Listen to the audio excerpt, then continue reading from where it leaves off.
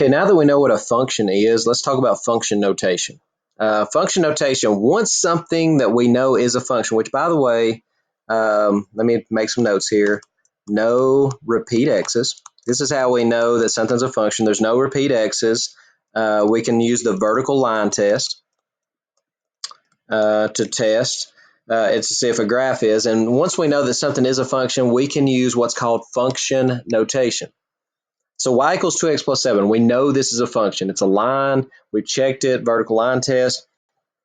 If something is a function, instead of using y, we can pick any letter we want to. Most of the time, F is the letter they use. F stands for function.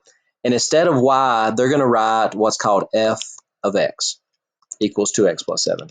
They replace y, again, with simplest notation of f of x, to where your input, still the same over here, your input is the x, and your f of x, which is the same thing as y, is the output. Okay, now function notation is just, it's a way to clean up, it's a way to very easily ask questions about functions, and here's how we use it. Which by the way, this does not mean f times x. So do not think that there's a dot there. This is, again, f of x is how this is worded. Function notation is specifically useful for finding a value in the range that corresponds to a certain domain value. Here's the notation, evaluating functions. If f of x is equal to 2x plus 7, again, if you want to, think of that as being y equals, okay? However, this is how we're going to use it. If f of x is 2x plus 7, find f of negative 3. Here's all that means to do. F of negative 3 simply means right here where you have an x, we're going to replace it with negative 3. So right here where you have an x, we're going to replace it with negative 3. So what does f of negative 3 mean? It means take x out and put in a negative 3. That's all that means. So f of negative 3 would equal, just do your order of operations, 2 times negative 3 is negative 6, negative 6 plus 7 is equal to 1. So f of negative 3 is 1. So again, what does that mean? Here's my input. I put in a negative 3. I got a 1. Do you see that from this right here, if I tell you f of negative 3 is 1, that I've actually given you the input and I've given you an output? To where I said I put in negative 3. See there's my input, and I got out a 1. So let's work a few more of these. You have a couple of different functions here. You have an f of x, and notice they use a g of x too. That's another nice thing about function notation. With lines like y equals 2x plus 3, y equals 3x minus 4, you couldn't really specially name them. Now we can name functions. We have an f function, we have a g function here. So therefore, if I say what is f of negative 9, I know that I'm talking about this function. I'm saying take the f function and simply plug in negative 9. So f of negative 9 would be negative 5 times negative 9 minus 14. I took my f function, I took out the x, and I put in its place that negative 9. And then you simply evaluate it. So negative 9 is your input. Negative 5 times negative 9 is 45. Bring down 14. 45 minus 14 is a 31. So f of negative 9 is 31. Or you could write it as a point. Put in negative 9, you got out 31. Input, output. Number 2, f of 3/10 says take your f function, plug in 3/10. So it's going to be negative 5 times 3/10 minus 14. Negative 5 times 3/10, a negative times a positive is a negative. We can cross cancel there. That's 5 over 1. Cross cancels a 1 and a 2. Multiply tops and bottoms, that's 3 halves. Before I can subtract these, I need some common denominators. That's going to be 14 over 1. Let's multiply top and bottom by 2. So you can mark those out. That'll be a 28 over 2. So a negative and a negative, that'd be a negative 31 over 2. So that'd be f of 3/10. I plugged in 3/10. I got negative 31 over 2. Again, that's a point. That's your x value. That's your y value. Next, we're asked to find g of 0.4. Here's your g function. G of x, let me write it down so I can scroll down, is negative x squared plus 9x minus 1. And I'm glad, and there's a reason they keep doing this, that whole negative x squared stuff. When you plug it in, this x is not, or excuse me, this negative is not being squared. As you plug in that value for x, you're going to put it in parentheses. You're going to square it first, and then your answer you will then make negative. Again, I can't say this enough. So negative 3 squared versus negative 3 squared. This is what we're doing on this problem. You're going to square the 3, that's 9, so this would equal negative 9. However, this one, negative 3 times negative 3, would be a positive 9. Don't get them confused. So we're doing g of 0.4, which would be negative 0.4 squared plus 9 times 0.4 minus 1. 0.4 times 0.4 will be negative 0.16. Again, I squared it, leave the negative. You can go ahead and multiply the 9 times 0.4. That would be a positive 3.6 minus 1. That's an equal sign right there. It's hard to tell what that is. So now you simply do the negative 0.16 plus 3.6 minus 1, and you would get 2.44. So G of 0.4, when you plug in 0.4, you get 2.44. G of negative 7. Again, here is my G of x. Let's just use it from there. So you have negative, you can put parentheses around the x as you plug it in, plus 9 times, we're going to plug in for every x. Do not do the negative negative first, because this is negative 1. You do not multiply before you do exponents. So we're going to leave the negative 1, and we're going to do negative 7 to the second power, which is a 49. You can go ahead and multiply this if you'd like. Positive 9 times negative 7 is a negative 63, and then you bring down the minus 1. So you have negative 49, a negative 63, and a negative 1. Since they're all negatives, you can put them together in any order. I'd probably do the 49 and 1 first. That's negative 50. Minus 63 is negative 113, is G of negative 7. You input negative 7, you get out negative 113. Next one says find f of 1 minus f of negative 4. So it simply says to find f of 1, plug in 1 into your f function. So we're going to take right here, and we're going to plug in 1. We can actually do it from here. Take out the x, put a 1, gives you negative 5 times 1, minus 14. That'd be negative 5 minus 14. So f of 1 is negative 19. Then we've got to do f of negative 4 to figure out what this is. Let's go back up. F of negative 4, take out the x, and now let's put in negative 4. Negative 5 times negative 4, that'll be a 20, minus 14 gives you 6. So now what does this problem ask us to do? F of 1, which is this, minus f of negative 4, which is this, would be negative 19 minus 6. Negative 19 minus 6, that would be a negative 25. Number 6 says find g of 12 and then multiply it by 2. That's all this is. Find g of 12. Let's do that first, g of 12. Then we're going to take that answer and we're going to do times 2. That's all this problem says. G of 12, that's going to be a negative, here's our function right over here that we can use. That's g of x. So that'd be negative, in parentheses, 12 squared, plus 9 times 12, minus 1. Exponents first. So that'd be, leave the negative, 12 times 12 is 144. 9 times 12 is a positive 108. Now just combine your like terms here. Negative 144 plus 108 is negative 36 minus 1 is a negative 37. So we're doing 2 times, this is negative 37, which would be a negative 74. Okay, number 7, they've just given us some new functions here to work with. They said p of x is equal to 1/2 minus 4/3 x. So therefore, p of negative 9/16 will be 1/2 minus 4/3 times negative 9/16. Multiply first. You have 1/2. A negative times a negative would be a positive. You can cross cancel there. 4 and 16 leaves you with a 1 and a 4. 3 and 9 leaves you with a 1 and a 3, and it gives you 3/4. And when you do 1/2 plus 3/4 common denominator, multiply top and bottom by 2, that'd be 2/4 plus 3/4, which is 5/4. So plug in negative 9/16, you get 5/4. Q of 5. Here's Q of x. So Q of 5 will be the absolute value of 3 times 5 minus 5 to the third power.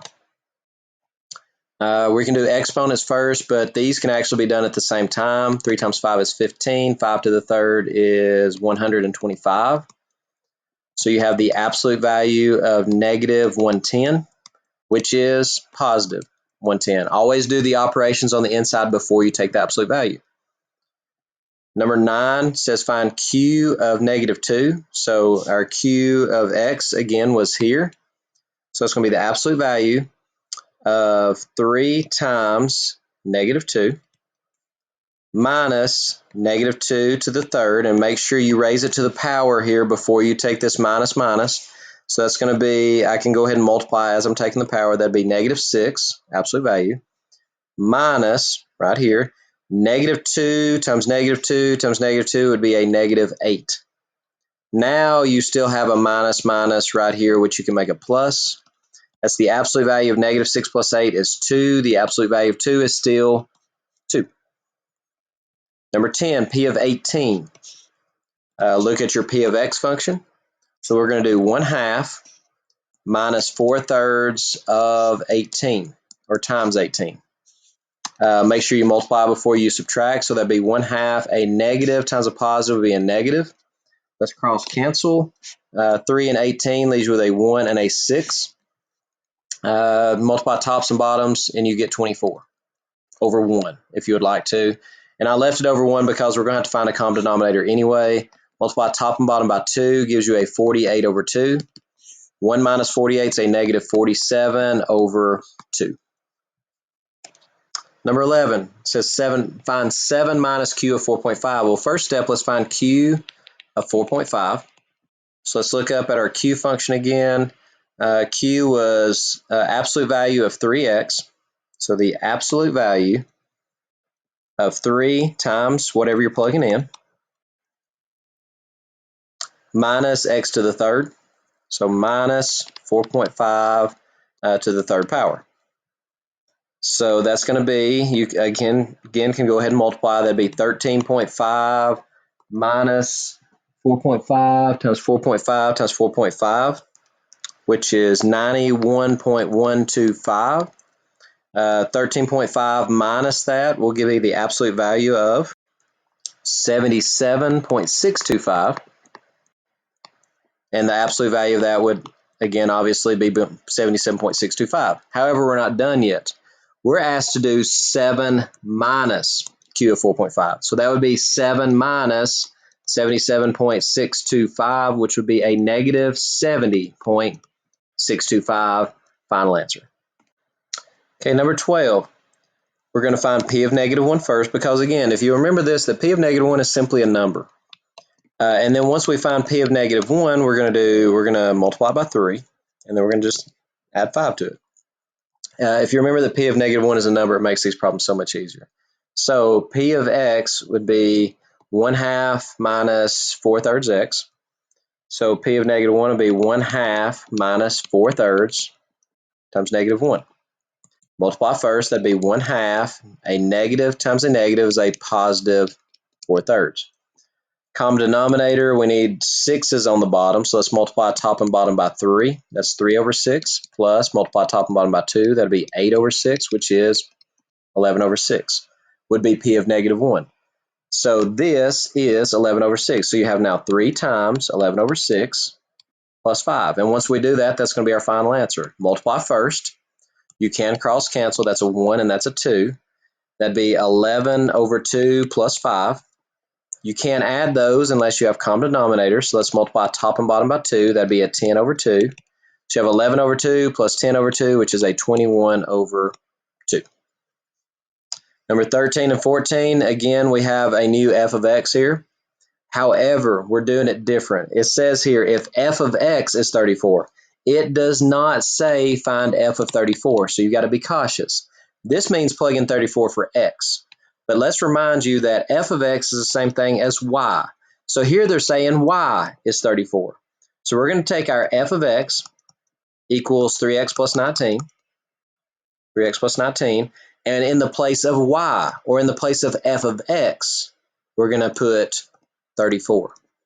And they're saying what value of x, what input would give us an output of 34. So here's how you do it. Just solve this equation. To get a plus 19, we're going to subtract 19. Gives me 15 is 3x. Divide by 3 gives you x is 5.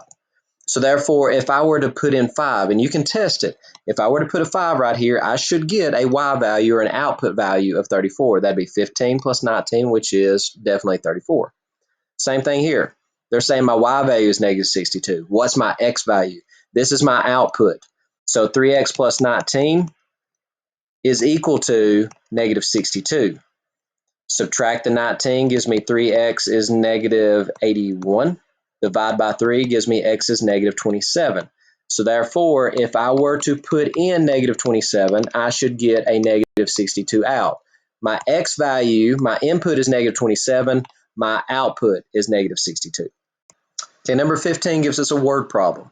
Owen paid a landscaping company $108 for an initial lawn treatment, then $74 per month thereafter, and that is shown by this function.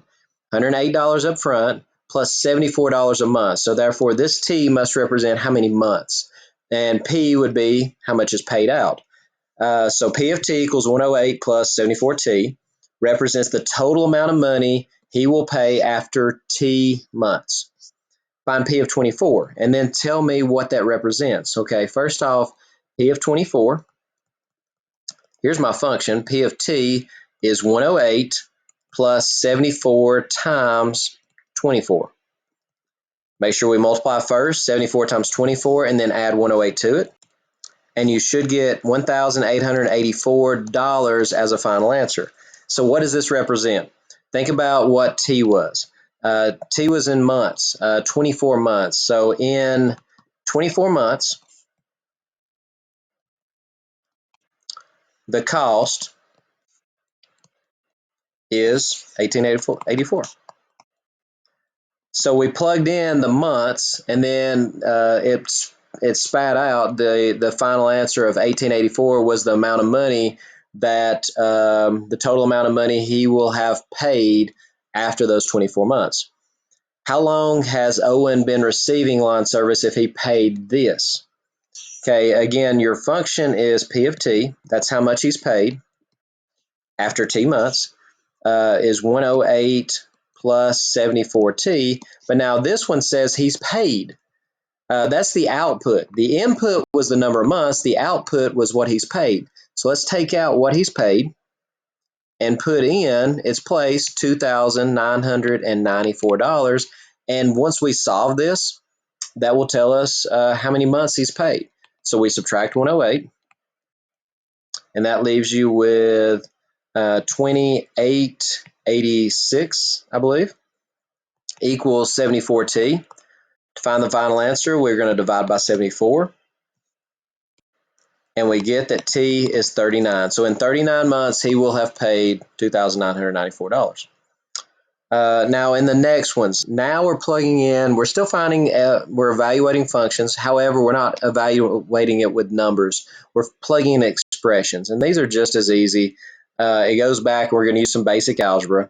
So f of c plus 2 says, take your function f of x, which again was this, and instead of plugging in a number, now we're just going to plug in an expression.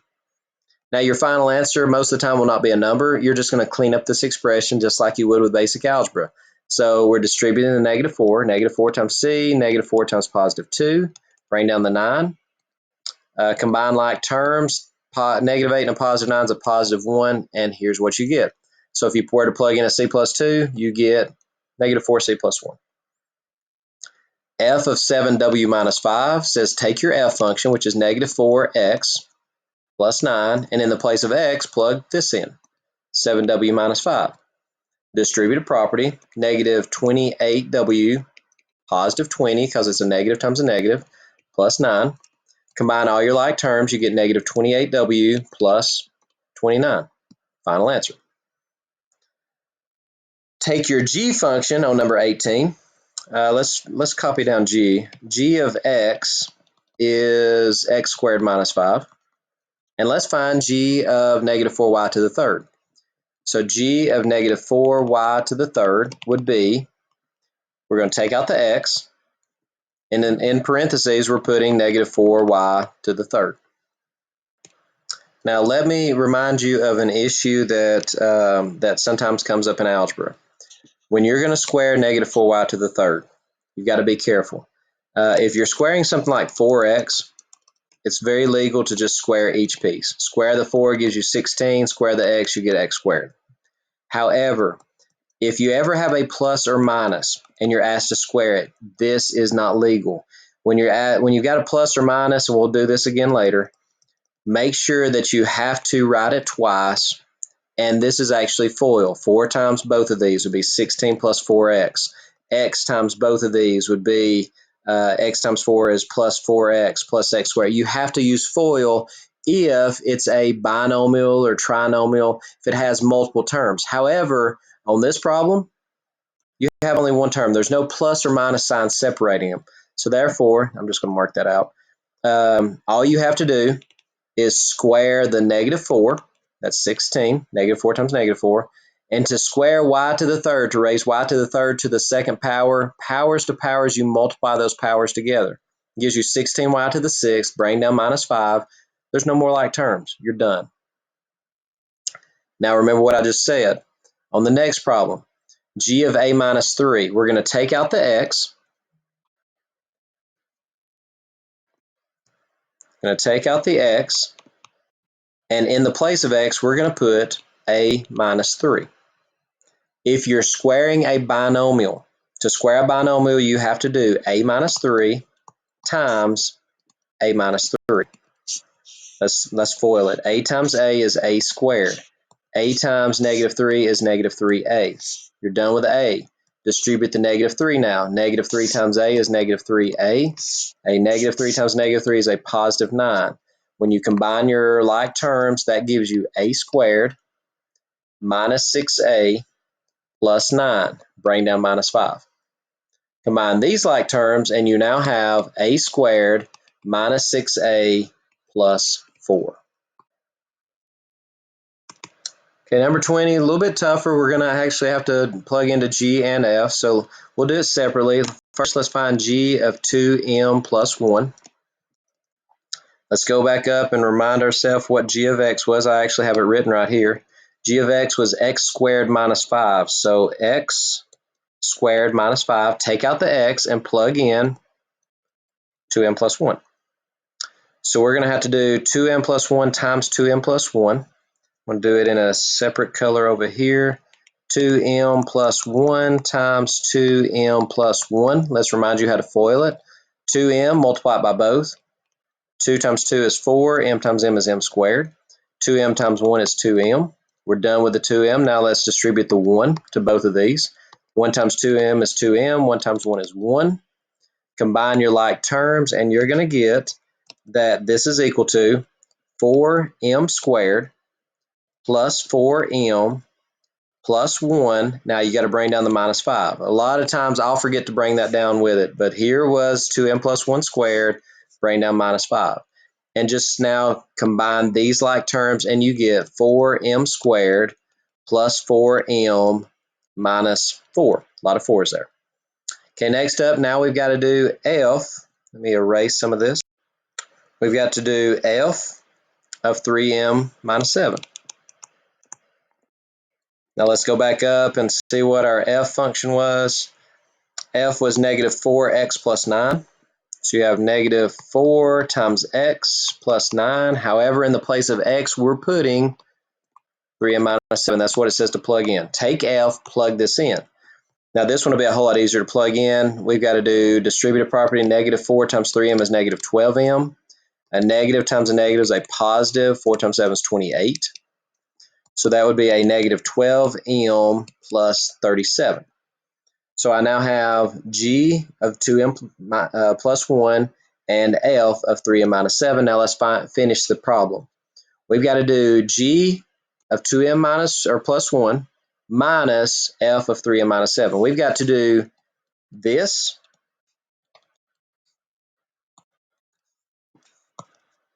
minus this. Make sure you put parentheses around it if it's needed. This whole function minus, not part of this function, but minus this whole function. Parentheses are not really necessary here. It's not doing much.